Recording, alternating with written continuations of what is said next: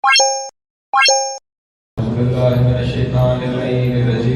الله الرحمن الرحيم الحمد لله الأول بلا أول كان قبله والآخر بالآخر يكون بعده حسرة ويده أبصار الناظرين وحدثت ناته أرحم الراحمين وصلى الله على أشرف الأنبياء والمرسلين وخاتم النبيين أبي القاسم محمد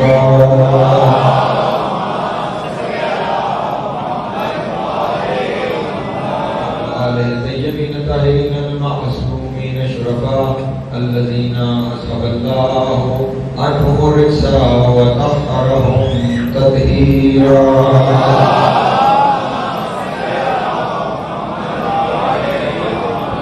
ولعنة الله عليهم أجمعين من يوم عذابتهم إلى يوم الدين.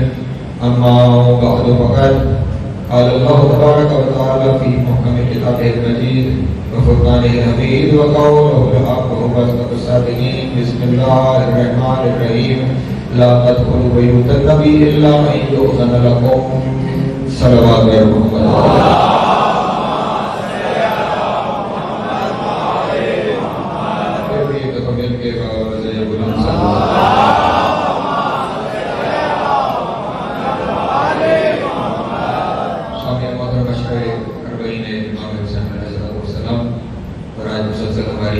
دوسری نشست ہے. اس عنوان کا اعلان کل آپ کے سامنے کیا تھا. وہ عنوان ہے قرآن مبین اور زیارت امیر المومنین. عرض کیا تھا آپ کے سامنے کہ ہم جن کے دروازوں پر جاتے ہیں وہ نص قرآنی سے حکم الہی سے ایسے زندہ ہیں کہ جن کی زندگی کا شعور دنیا نہیں رکھتا. لیکن زندگی ایسی ہے کہ وہ خود رزق حیات دنیا میں تقسیم کرتے ہیں. اور جب ہم ان کے دروازے پہ جاتے ہیں تو وہ جہاں جہاں موجود ہیں ان تمام جگہوں کو مشہد کہا جاتا ہے. سات جگہوں کا نام کیا ہے؟ مشہد. اور مشہد میں نے آپ کے سامنے عرض کیا تھا کہ ایک اس جگہ کو کہتے ہیں جو شہادت گاہ ہے, اسے مشہد کہا جاتا ہے. اور دوسرا مشہد کا مطلب ہوتا ہے اکٹھے ہونے کی جگہ.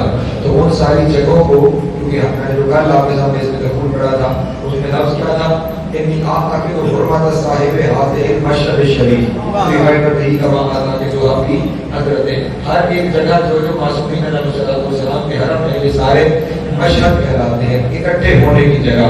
اور عام اکٹھے ہونے کی جگہ نہیں, جہاں عمومی زندہ خصوصی زندہ کے ساتھ اکٹھا ہوگا, جہاں عام حیات خصوصی حیات کے ساتھ اکٹھی ہو جائے اس جگہ کو مشہد کہا جاتا ہے. اور وہاں پہ جب ہم جاتے ہیں تو اجازت نہیں کہ آپ بغیر اندر سے اذن طلب کیے آپ داخل ہو جائیں. دروازے پہ کھڑے ہو کر اجازت نامہ پڑھنا پڑتا ہے, ان سے اجازت مانگنی پڑتی ہے. وہ اجازت نامے کا ایک حصہ کل آپ کے سامنے تلاوت کرنے کا شرف حاصل کیا تھا. آج میں آگے بڑھنا چاہتا تھا لیکن دن کو مطالعہ کرتے ہوئے ایک دوسرا بھی اجازت نامہ جو معصوم سے منقول ہے وہ بھی میرے سامنے آیا. اگر آپ کی اجازت ہو تو بس اس کے چند جملے پھر میں زیادہ کی طرف آگے بڑھ جاؤں. ایک صلوات پڑھیں محمد والے محمد.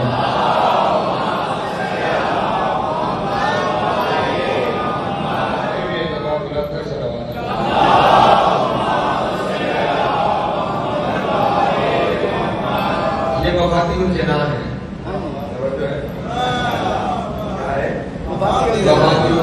آپ میں سے سب کے گھروں میں ہونی چاہیے, لیکن مسجد میں بھی موجود ہوگی. محدث کبیر شیخ عباس قمی کی تعریف ہے, اور تاکہ کسی کو پریشانی نہ ہو اس لیے وہ بڑی مفادی لے کے آیا ہوں. تو ترجمہ ہے جناب مولانا حافظ ریاض حسین رجبی صاحب, پرنسپل جامعۃ المنتظر لاہور کے. ان کا ترجمہ ہے جو اس وقت میرے سامنے موجود ہے, تاکہ نہ مولا والوں کو پریشانی ہو نہ مولوی والوں کو پریشانی.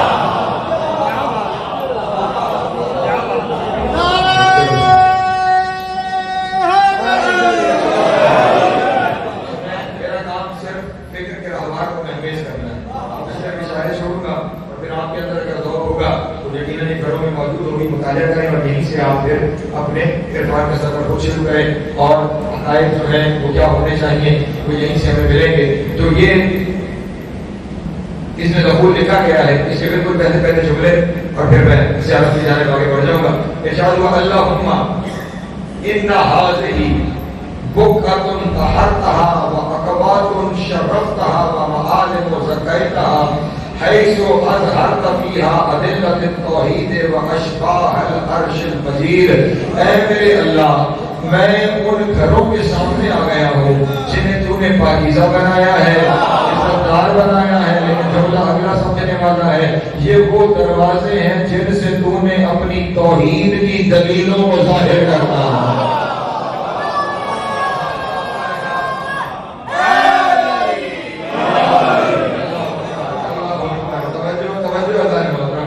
جگہ ہے جہاں سے تو نے اپنی توحید کی دلیلوں کو ظاہر کرنا ہے. اس کا مطلب یہ ہوا 14 اللہ کے ہونے کی دلیل ہے.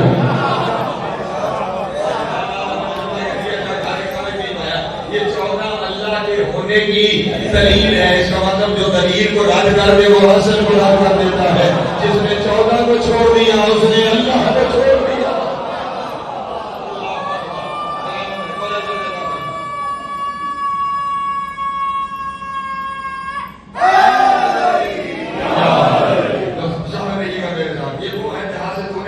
اپنی توحید کی دلیلوں کو ظاہر کرنا ہے. اس کو بڑا کے جا کے زیارت میں گفتگو کروں گا.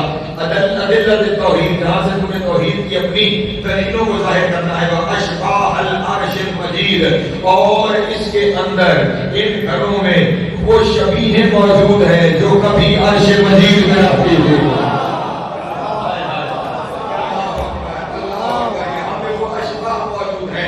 اشباہ کے لفظ کو سمجھیے گا, اشباہ کے لفظ کو سمجھیے گا. اشباہ شبیہ کی جمع ہے. کس کی جمع ہے؟ شبیہ. شبیہ اسے کہتے ہیں کہ جو اصل نہ ہو, شکل و صورت میں مشابہ ہو. یہ آپ کے سامنے گہوارے کی شبیہ پڑھ لیجیے. یہ اصل گہوارہ نہیں ہے لیکن گہوارے کے متشابہ ہے, اس لیے اسے شبیہ کہا جاتا ہے. محمد و آل محمد شکل و صورت میں انسان کے متشابہ ہیں.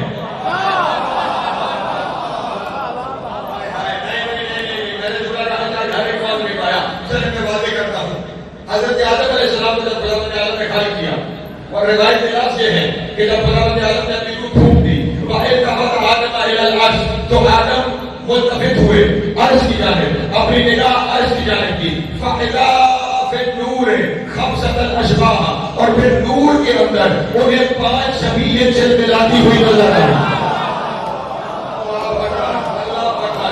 آدم کو 5 شبیہ, وہاں پہ شبیہ کا لفظ اس لیے استعمال کیا جو آدم کی شکل و صورت تھی, اس حیت کی. یعنی ابھی یہ صورت دکھائی نہیں دے رہی, صرف حیت دکھائی دے رہی ہے.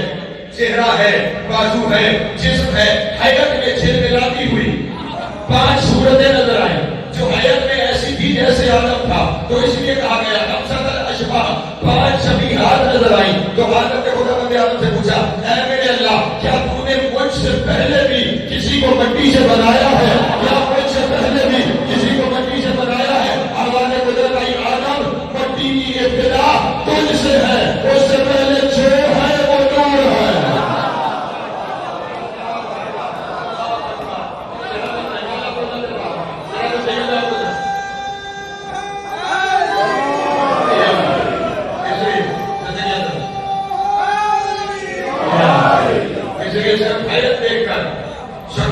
دیکھ کر انہیں اپنے جیسا نہ تصور کرنا.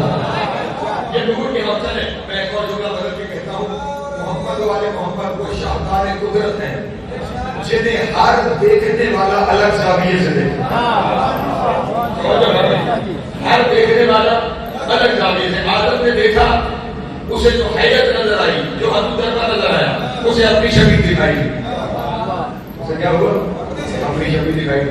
لیکن جب رسول اللہ معراج میں تشریف لے جا رہے تھے, لفظوں میں حرفوں کی ضمانت ہے, جب رسول معراج میں تشریف لے جا رہے تھے, جب معراج پر چوتھے آسمان سے گزر ہوا, فرشتوں کے اجتماع میں رسول اللہ کو جاتے ہوئے دیکھا.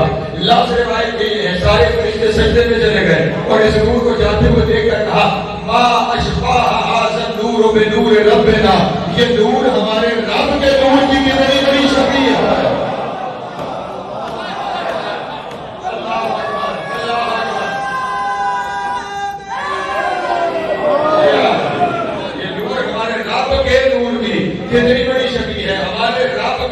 نور کی کتنی بڑی شبیہ ہے. فرشتوں نے رب دیکھا ہوا تھا, فرشتوں نے اللہ کو دیکھا ہوا تھا کہ وہ کہہ رہے تھے ہمارے رب کے نور کی شبیہ ہے. لہذا اللہ نے انہوں نے یہ نہیں کہا اللہ کی شبیہ ہے, انہوں نے کہا اللہ کے نور کی شبیہ ہے. اور جانتے ہیں فرشتے اللہ کا نور کسے کہتے ہیں؟ جب خدا نے عالم نے فرشتوں کو بنایا تھا تو اس وقت حیران و سرگردہ تھے, پریشان تھے کہ ہمیں بنانے والا کون ہے, ہمیں تخلیق کرنے والا کون ہے, کہ اچانک ان کے سامنے سے میرے مولا علی کا نور طلوع ہوا, میرے مولا کا نور طلوع ہوا. فرشتوں نے سمجھا یہی ہمارا خدا ہے. فرشتے سجدے میں چلے گئے, ادھر فرشتے سجدے میں گئے, ادھر وہ نور بھی سجدے میں گیا اور سجدے میں جا کے اس نے پڑھنا شروع کیا سبحان القدوس رب الملائکۃ والروح وانا نور اللہ, سبحان القدوس رب الملائکۃ والروح وانا نور اللہ. اللہ وہ ہے جسے میں سجدہ کر رہا ہوں اور میں تو اللہ کا نور ہوں.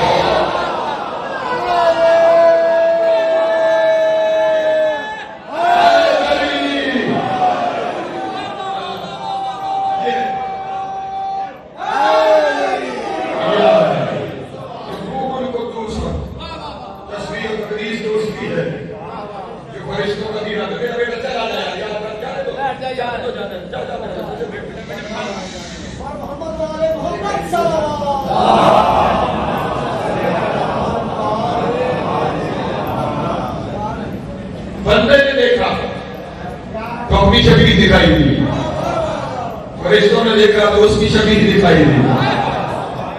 لیکن حقیقت یہ ہے نہ یہ وہ ہے نہ یہ ہمارے جیسے ہیں. بس معاملہ اتنا ہے اس کا پیغام ہم تک نہیں پہنچتا. اگر یہ نہ ہو ہماری دعائیں اس تک نہیں جاتی. اگر یہ نہ ہو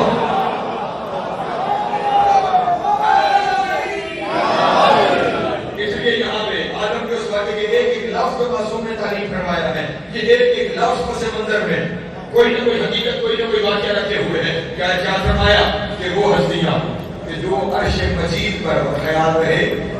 عرش میں ایک لفظ میں جاؤں تو کیا تشریح آپ کے سامنے بیان کروں.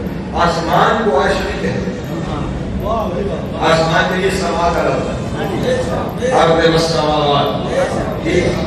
عرش کہتے ہیں اللہ کے تخت کو.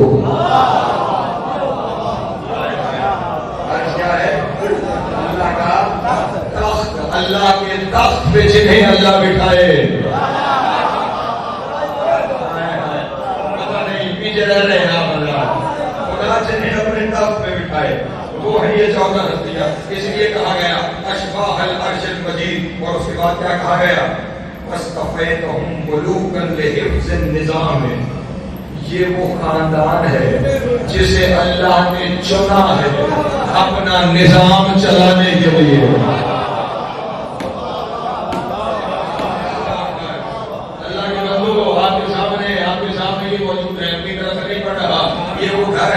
اللہ نے چنا ہے اپنے نظام کی حفاظت کے لیے, اپنے نظام کو چلانے کے لیے. اور نظام کو چلانے کے لیے بنایا کیا ہے؟ ملوکاً حاکم.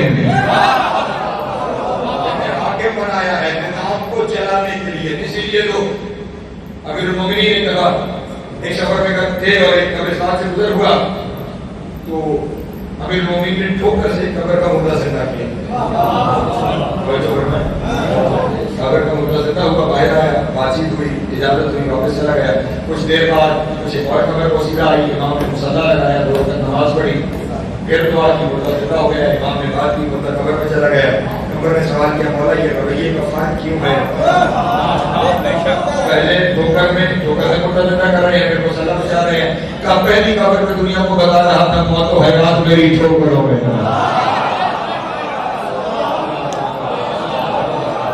پہلی قبر میں یہ بتا رہا تھا موت و حیات میری ٹھوکروں میں ہے. جن کی ٹھوکروں میں موت و حیات ہو وہ مرا نہیں کرتے.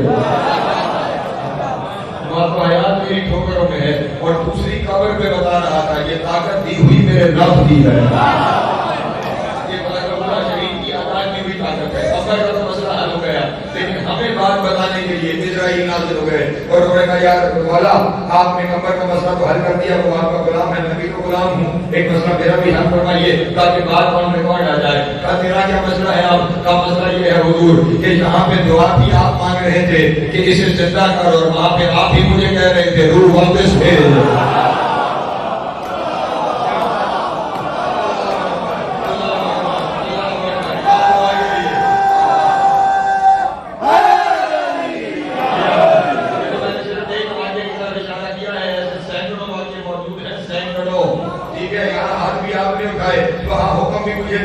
اس روح کو واپس کرتے معاملہ کیا ہے؟ یا ہاتھ نہ اٹھاتے یا مجھے حکم دینے والے وہاں پہ آپ نہ ہوتے تو اس وقت امیر نے ارشاد فرمایا تھا وہاں تجھے حکم دے رہا تھا نظام چلانے کے لیے، جہاں ہاتھ اٹھا رہا تھا نظام بچانے کے لیے۔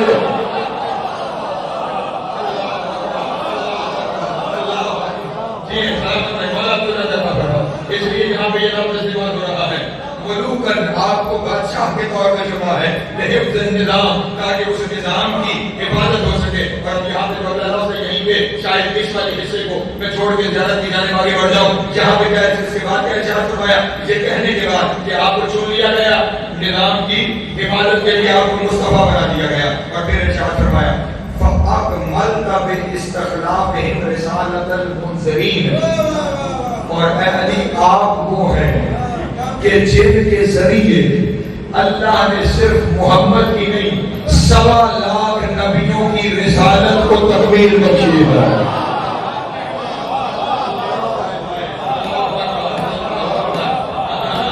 رسالت المنذرین، جتنے اس کی طرف سے آئے تھے پیغام لے کر، ان سب کی رسالت کو تکمیل بخشی ہے۔ اے علی تیری ولایت کے ذریعے، تو اب خیال کرنا علی کی ولایت تکمیل رسالت ہے، اور تکمیل کے بغیر جو چیز ہوتی ہے اسے ناقص کہا جاتا ہے۔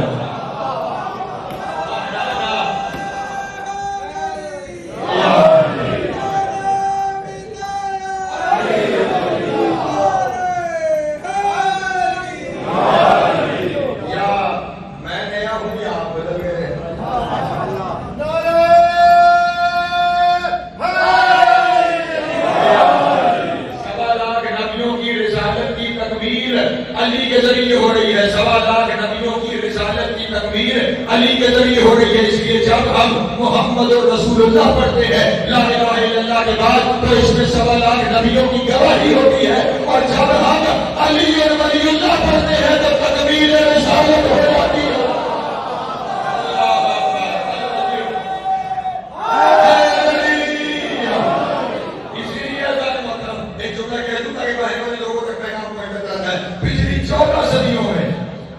ہم میں سے کسی نے، یعنی جو ولایت علی کا اقرار کرتے ہیں، 14 صدیوں میں کسی نے نبوت کا دعویٰ نہیں کیا۔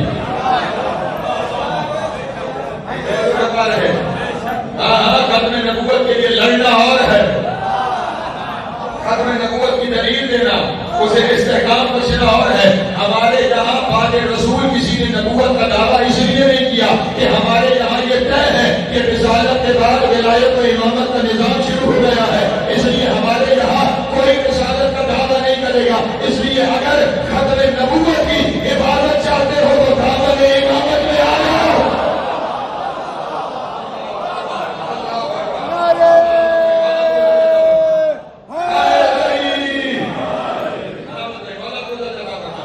یہ بخار ہے جس کے ذریعے رسالتوں کی تکمیل ہو گئی ہے۔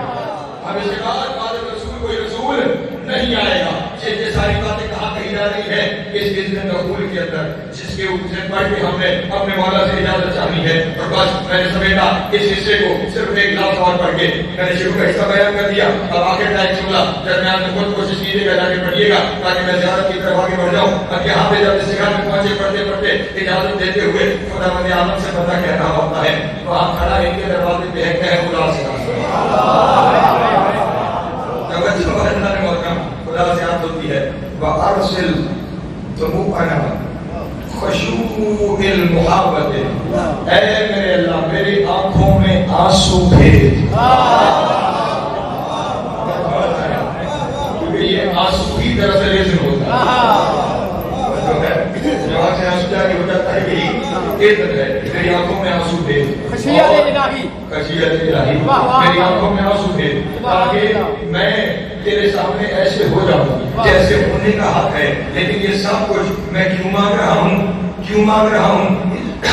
یہ مانگ رہا ہوں وَفَرْضِ الطَّاعَةِ حَتَّى نُقِرُّ بِمَا يَجِبُ لَهُم مِّنَ الْأَوْصَافِ، تاکہ داخل ہونے سے پہلے میں وہ ساری چیزیں ان کے بارے میں مان لوں جو تجھ نے مجھ پہ فرض کی ہیں، ان کا ماننا مستحب نہیں فرض ہے۔ واجب ہے، بلکہ ان کی صفتوں کا اعتراف کر کے اندر بغیر اعتراف صفات ہم نے اندر داخل نہیں ہونا ہے. ضرور پڑھے محمد والے محمد.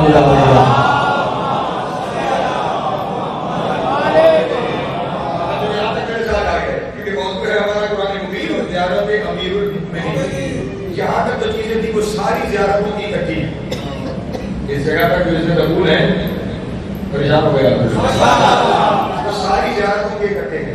لیکن اب جو کام شروع کرنے جا رہا ہوں یہ خصوصیت سے صرف اور صرف حکم ہے میرے مولا کے حرم سے. مولا امیر المومنین اور یہ بھی ممبر پہ جانے سے کہہ رہا ہوں سب سے زیادہ جس حرم میں پیش ہونے کے آداب ہیں وہ حرم امیر المومنین کا. سب سے زیادہ آداب جس حرم کے ہیں وہ امیر المومنین کا ہے. اس میں دخول آپ کے ہاتھ میں جو نجف کے بارے میں احکام ہے وہ احکام سنیے.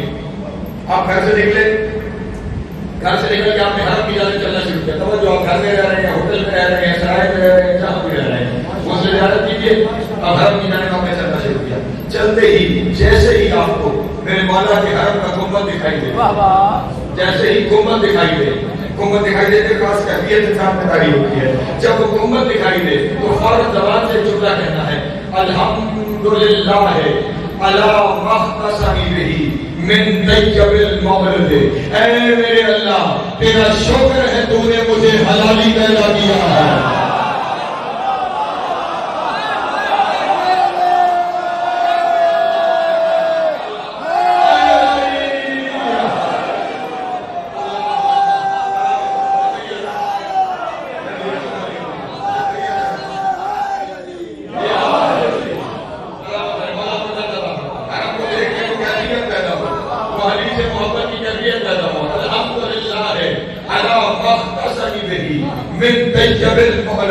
تیرا شکر ہے کہ تو نے مجھے چنا ہے حلال طریقے سے دنیا پہ آنے کے لیے, حلال طریقے سے دنیا پہ آنے کے لیے. اس کے بعد یہاں پہ کل سنیے گا, یہ کہنے کے بعد پھر کیا کہنا ہے. اب حرم کو دیکھ کے پہلے یہ کہا تیرا شکر ہے تو نے مجھے چنا ہے حلال طریقے سے دنیا پہ آنے کے لیے. پھر کیا کہنا ہے اللہم تقبل سعی الی. اے میرے اللہ اپنے تک ہمارا آنا قبول کر لے.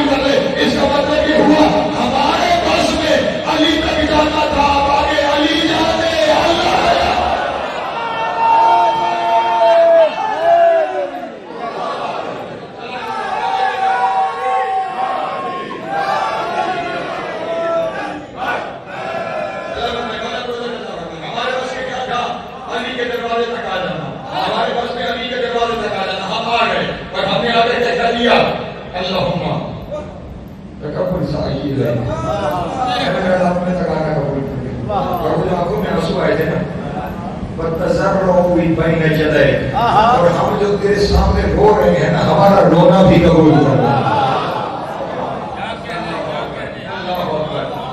رونا بھی ہمارا قبول کرنا. یہاں پہ صرف یہ اکیلا حرم ہے. میں نے کہا میرے پاس دل چھوڑے ہیں بہت نہیں ہے. میں صرف فکر کے حوالات کو ہمیش کروں گا. مواد گھر میں اٹھائیں اور پھر پڑھیں تاکہ آپ لوگوں کے اپنے کانسیپٹس بھی کلیئر ہوتے چلے جائیں. یہ کہنے کے بعد یہ صرف یہ والی جو جگہ ہے یہ میرے مولا کے حرم کا عمل ہے. یہ والا بھی جو اگلا عمل بتا رہا ہوں لوگ یہ صرف میرے مولا کے حرم کا عمل ہے کہ اب جب آپ نے شکر ادا کر دیا حرم کو دیکھ کر دعا بھی مانگ لی. اب اگلا عمل یہ ہے حرم میں داخل ہونے سے پہلے وہیں کھڑے ہو کر علی کے فضائل پڑھو. آداب ہے امیر المومنین کی زیارت کہ وہیں کھڑے ہو کر علی کے فضائل پڑھو. منظوم پڑھو یا نثر میں کھڑے ہو کر علی کے فضائل پڑھنے ہیں. یہ حرم کے اعمال میں شامل ہے. وہ فضائل چھپانے والوں یہاں تو چھپاؤ گے وہاں کیا کرو گے.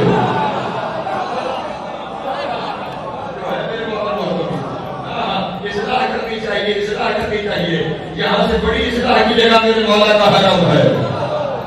اور وہاں پہ بھی کیا ہے فضائل بیان کرنے ہیں، فضائل بیان کرنے ہیں. جو فضائل صاحب مفاتیح الجنان نے لکھے ہیں، اگر آپ کی اجازت ہو تو میں صرف 2 یا 3 جملے ان فضائل کے آپ کے سامنے پڑھ کے اور پھر آگے بڑھ جاتا ہوں. اجازت ہے میرے دوستوں کی؟ ایک درود پڑھیں محمد والے محمد.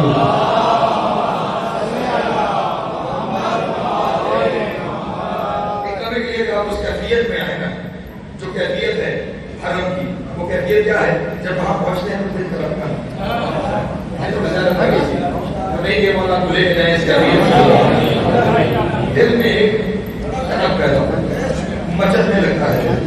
شاید کہہ رہا ہے اے دل سنبھل جا، اے دل سنبھل جا، مچل نہیں جھک جا.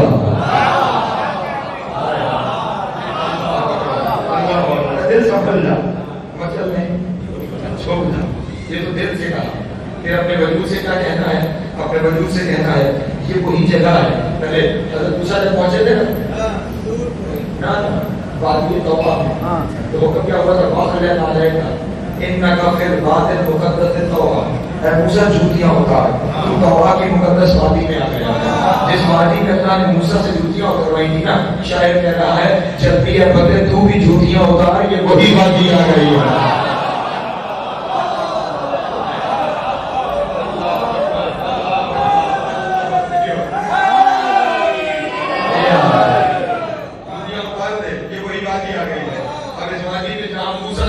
دی گئی وہاں بندے کی حیثیت ہی کیا ہے؟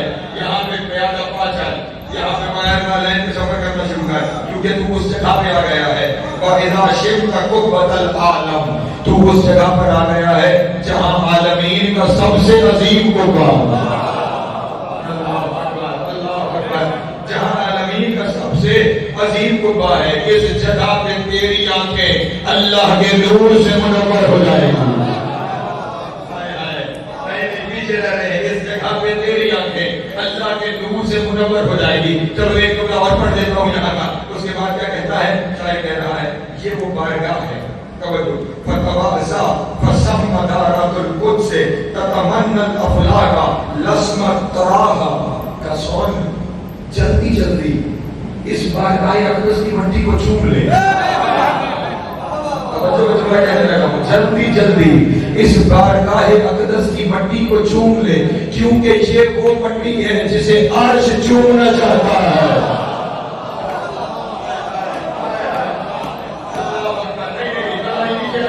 یہ وہ جگہ ہے، یہ وہ مٹی ہے جسے عرش، میں نے ابھی آپ کے سامنے کہا تھا عرش اللہ کا تخت ہے.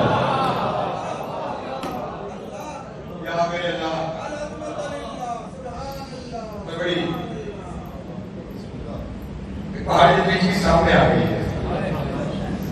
میں نے ایک روایت ابھی آپ کے سامنے پڑھی تھی کہ رسول جب معراج میں گئے تو عرش پہ رسول نے چاہا کہ نالائن اتارے، جھکے نالائن اتارنے کے لیے فوراً آواز بولے تھے ابھی کیا کر رہے ہیں؟ میرے نالائن اتارنا نہیں، میرے ابھی نالائن نہ اتاری، نالائن سمیت آئی. اور میرے داس موسیٰ سے وہاں جوتیاں اتروا دی تھی اور یہ میں عرش پہ آ گیا ہوں تو جوتیاں نہ اتاروں. کیوں؟ آواز بتائی نہیں کرے ابھی اس لیے لِيَتَشَرَّفُ الْعَرْشَ بِغُبَارِ نَعْلَيْكَ، میں چاہتا ہوں تیری جوتیوں کی خاک سے میرے عرش کو عزت مل جائے.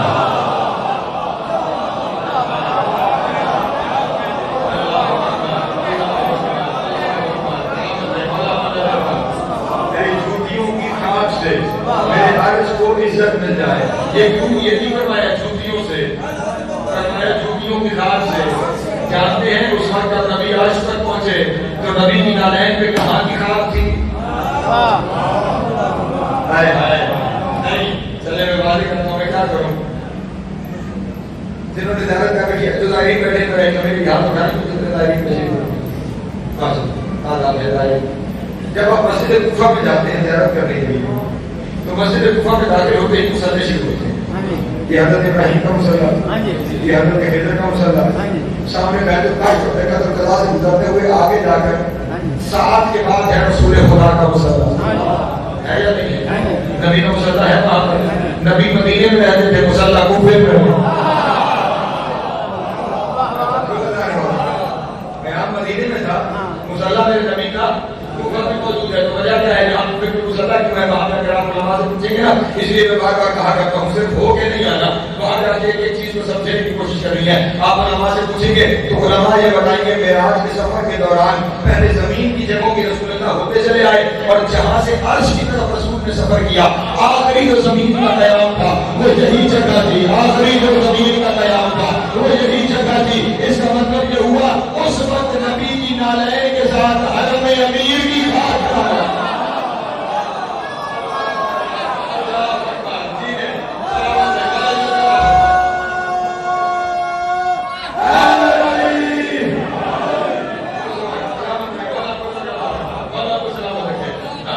اس لیے یہاں پہ یہ جملہ لکھا گیا ہے کہ جس خاک کو عرش بھی چومنا چاہتا ہے, عرش بھی چومنا چاہتا ہے, عرش کی بھی تمنا ہے, پھر کتنے خوش قسمت ہو زمین پہ ہوتے ہوئے وہاں چلے جاتے ہو جو رش کے عرش ہے. اس جگہ کو عرش چومنا چاہتا ہے. اور اس کے بعد اگلا لفظ کیا ہے؟ اس کے بعد پھر مولا سے مخاطب ہوتے ہوئے کہہ رہا ہے یمنا ام النبی انت جد اللہ الذی ام کل شیء نتاہا. اے میرے نبی کے بھائی, اللہ سے جب کوئی مانگتا ہے تو وہ جس ہاتھ کے ذریعے دیتا ہے تو ہی تو وہ اللہ کا ہاتھ ہے.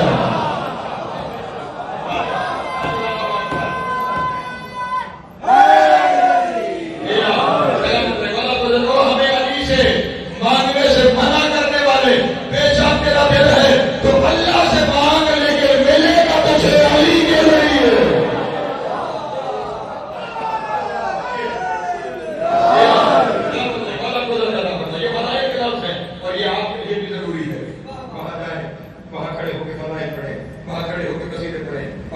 جب یہ سب کچھ کرنے کے بعد آپ حرم میں امیر المومنین میں داخل ہو جائیں, توجہ بتائیں محترم, تو حرم میں داخل ہو کر پھر ہر جگہ کے اپنے اپنے آداب ہیں. یہیں پہ یہ مواقع موجود ہے جس شخص کو سودا نہ کر ہے وہ یہی جا کے دیکھ سکتا ہے. اب حرم میں داخل ہونا ہے حرم میں, اور پہلا جملہ مولا سے کہتا ہے توجہ اللہم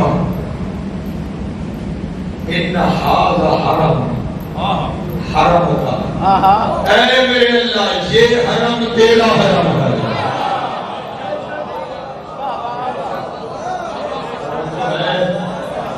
یہ حرم اور پھر یہاں میں پھر آتا ہوں یہ جتنے جملے پڑھ رہا ہوں یہ کسی عالم دین کے بنائے ہوئے نہیں, یہ سارے جملے جو ابھی پڑھ رہا ہوں یہ سارے حضرت امام جعفر صادق علیہ السلام کے بتا رہا ہوں.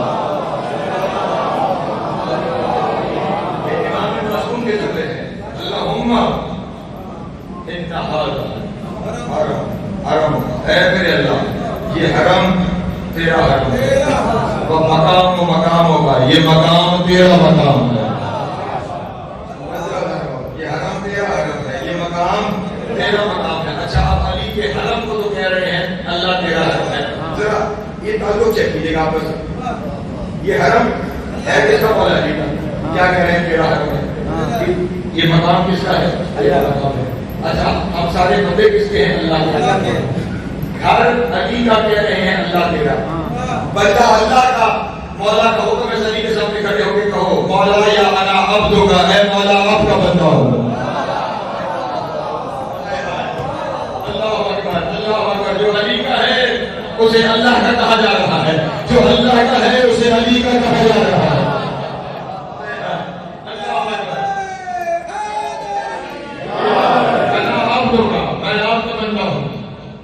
آپ دے گا, آپ کے بندے کا بیٹا ہوں, وابنو امتے آپ کی کنیز کا بیٹا ہوں. عبدو کا وابنو آپ دے گا, وابنو امتے عبدو کا وابنو آپ دے گا, وابنو امتے کوئی تو شامل ہو جاؤ. عبدو کا وابنو امتے کا وابنو امتے تیرا بندہ, تیرے بندے کا بیٹا, تیری کنیز کا بیٹا. عجب ہے ستادہ علی کو کہہ رہا تھا تیرا بندہ, تیرے بندے کا بیٹا, تیری کنیز کا بیٹا مر گیا. تو علی جنازہ سامنے رکھ کے کہتا ہے اللہم ان ھذا عبدو کا وابنو امتے کا وابنو امتے, اے میرے اللہ تیرا بندہ, تیرے بندے کا بیٹا, تیری کنیز کا بیٹا. زندہ تھا تو کہہ رہا تھا علی کا بندہ, مر گیا تو اللہ کہہ رہا ہے میرا بندہ. اس کا مطلب یہ ہوا مرنے کے بعد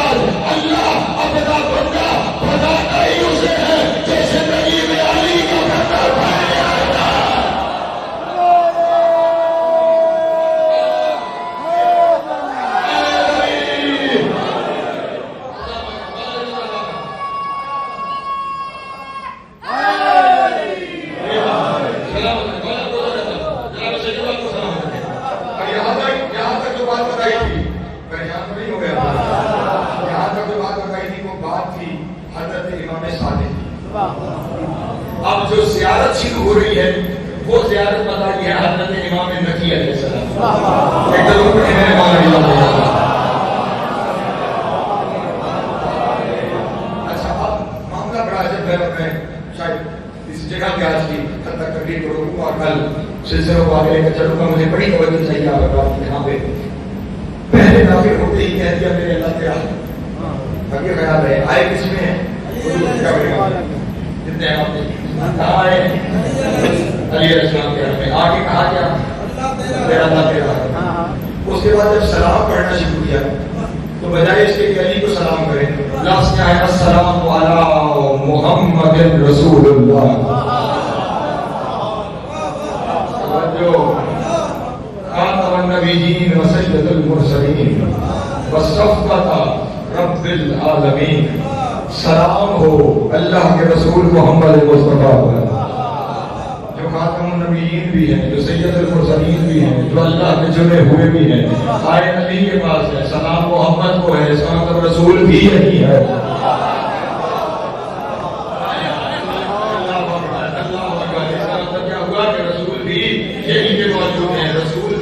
یہی میں موجود ہیں اور اب رسول کو صفتوں کے ساتھ سلام ہو رہا ہے۔ آپ اللہ کے جملے ہوئے ہیں اور اس کے بعد کیا ہے امین اللہ علی وحیہ، اللہ کے وحی کے امین ہیں، وعلٰہ بامرہ، اللہ کے ہر امر کے جاری کرنے والے ہیں۔ خاتمہ لما سبق والفاتحہ لما استقبل، آپ ہر ایک ماضی کی انتہا ہیں، آپ ہر مستقبل کی ابتدا ہیں۔ اللہ اکبر، اللہ اکبر، کیا شان مصطفیٰ ہے، کیا شان مصطفیٰ ہے جو کائنات کی تاریخ سے واقف ہے۔ ان کے لیے جملہ کہا ہے آپ ہر ماضی کی انتہا ہے، آپ ہر مستقبل کی ابتدا ہے۔ یہ صرف تم یہ نہ سمجھنا کہ اس دنیا میں ہم ہی آئے اور ہم ہی جائیں گے، تمہارے سے پہلے ہزاروں ہزاروں ہزاروں آدم اس دنیا میں آ چکے ہیں، اپنی اپنی نسلوں سمیت جا چکے ہیں۔ نہ جانے کتنی دفعہ یہ کائنات بن کے پھر تباہ ہو چکی ہے اور پھر بن چکی ہے، اور زیارت میں ہم کہہ رہے ہیں ہر ماضی کی انتہا بھی آپ ہے، ہر مستقبل کی ابتدا بھی آپ ہے۔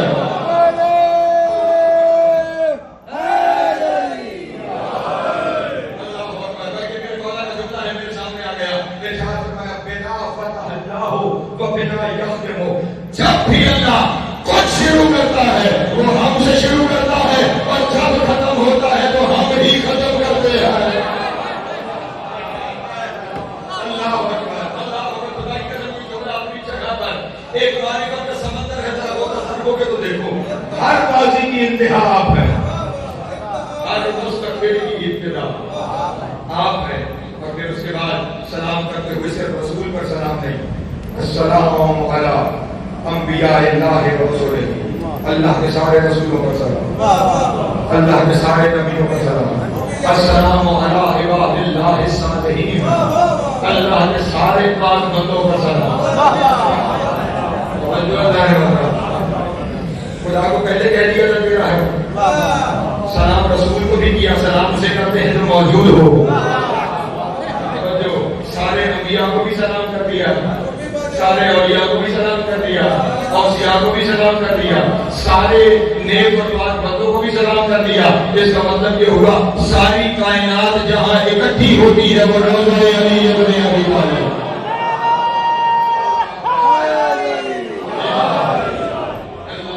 سارا جہان جہاں اکٹھا ہو جاتا ہے وہ حرم امیر المومنین ہے۔ کوئی خدا سے ملنا چاہتا ہے علی کے روضے پہ چلا جائے، کوئی رسول سے ملنا چاہتا ہے علی کے روضے پہ چلا جائے، کوئی آدم سے ملنا چاہتا ہے علی کے روضے پہ چلا جائے، کوئی نوح سے ملنا چاہتا ہے علی کے روضے پہ چلا جائے، کوئی ابراہیم و اسماعیل سے ملنا چاہتا ہے علی کے روضے پہ چلا جائے، کوئی موسیٰ اور عیسیٰ کو ملنا چاہتا ہے علی کے روضے پہ چلا جائے، اور کوئی اپنے کسی گئے ہوئے میں سے کسی سے ملنا چاہتا ہے علی کے روضے پہ چلا جائے۔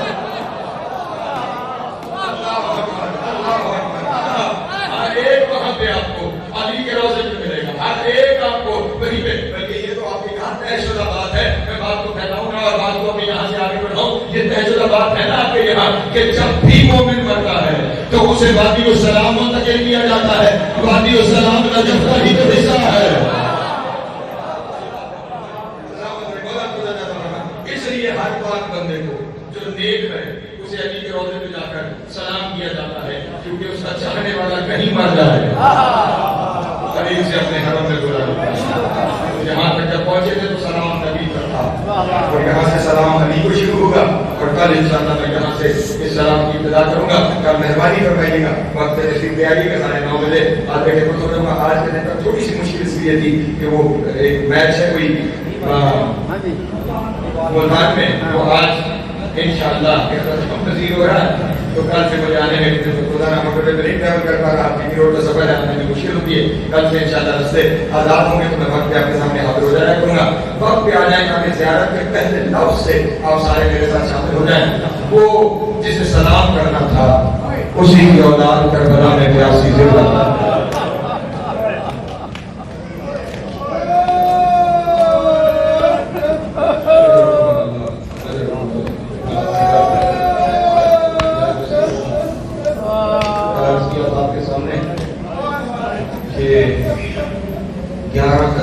से कम नहीं था।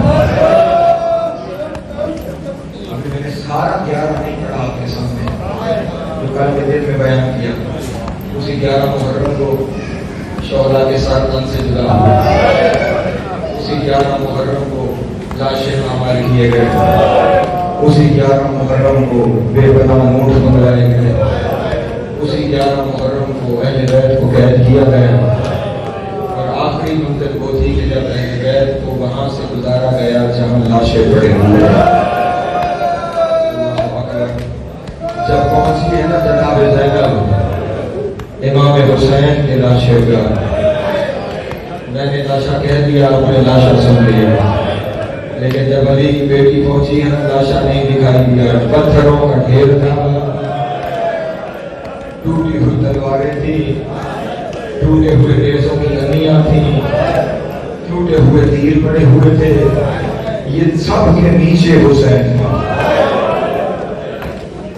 सब के नीचे हुसैन। और अब बहन में जाते हुए भाई की ज़ियारत करनी है, इन सारी चीजों को हटाना है और ज़ैनब के हाथ। जिन्होंने मुझे देखा है मैं जुमला समझ आया,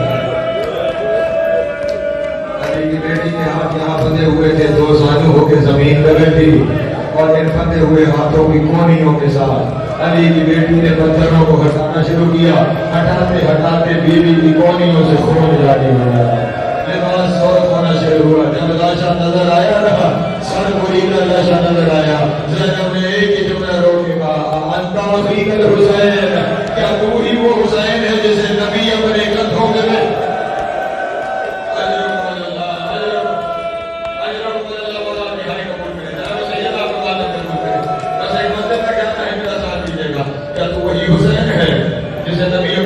बिठाते थे, जिसके नबों का नबी बोसा देते थे।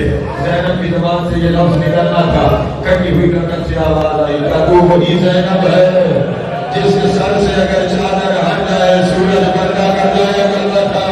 ज़ैनब आग बगैर चादर के मेरे लाशे पे क्यों आई हो? उस वक्त अली की बेटी ने रो के कहा, तो जब से हुसैन शेबर ने 13 ज़रबों से आपको ज़िंदा किया, उसके बाद शेबर मेरे फैसले में आ गया। हुसैन मेरे से चादर तारी करी, हुसैन मेरी सकीना के तमाचे अजरुकुम अल्लाह वाला की हाई कबूल करे, जनाब सैयद आपका बात कबूल करे। ये सारा मंजर हुसैन का सज्जाद देख रहा था, ये सारा मंजर हुसैन का सज्जाद देख रहा था। इस सारे मंजर को देखते हुए ना, इस सारे मंजर को देखते हुए सैयद सज्जाद के चेहरे पे मौत की जर्दी आप क्योंकि ज़ैनब आशनाए मिजाज इमामत है ना, वो जानती है कि सैयद सज्जाद की तवज्जो किसी ऐसी तरफ मबसूल करवानी है कि किसी तरह बाबा के लाशे से सज्जाद की निगाहें हट जाए, वरना सज्जाद यहीं खड़े खड़े मर जाएगा। वहीं पे बैठे हुए अली की बेटी ने अपना सर एक पत्थर से टकराया। अल्लाह अकबर।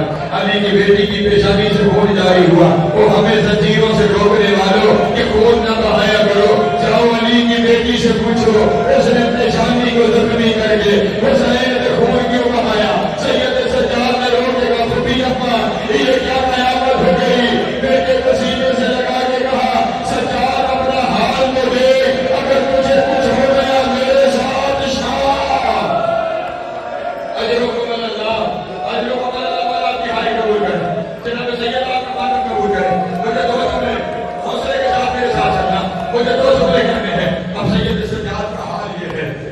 کھڑے بھی نہیں ہو پا رہے، کھڑے نہیں ہو پا رہے، لیکن اب کوفے سے حکم آ گیا ہے نا، کوفے پہنچنا جلدی ہے۔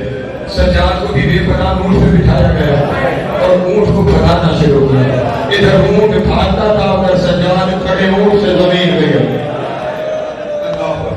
سید سجاد کھڑے اونٹ سے زمین پہ گرتے تھے، بار بار میں قافلہ روکنا پڑتا تھا، لیکن اب کیونکہ جلدی شام جانا ہے، جلدی کوفے پہنچنا ہے، اس لیے پتہ ہے انہوں نے بندوبست کیا جو انہوں نے بندوبست کیا اس کا ایک راوی ملا کہ جب کوفے کے قافلہ پہنچا تو اس نے کوفے میں قافلے کے داخلے کا حال بیان کرتے ہوئے وہ کہتا ہے کہ آئے تو شابن مریضن مقیدن بالقید الحدید ورجلیہم مشدودین تحت بطن طاقت، وہ کہتا ہے میں نے دیکھا کہ ایک بے پناہ اونٹ پر ایک بوڑھے مریض کو بٹھایا ہوا ہے، ایک بوڑھے مریض کو بٹھایا ہوا ہے کہ جو ایسی قید میں ہے، اس کے گلے میں لوہے کا تاج ہے، اس کے ہاتھوں میں ہتھیلیاں ہیں، اس کے پاؤں میں بھیڑیاں ہیں، اور صرف اتنا نہیں ہے، اس کے پاؤں میں لوہے کی رسی ڈال کر اونٹ کے پیٹ کے نیچے سے دبا کر اس کے دوسرے پاؤں میں باندھی ہوئی ہے۔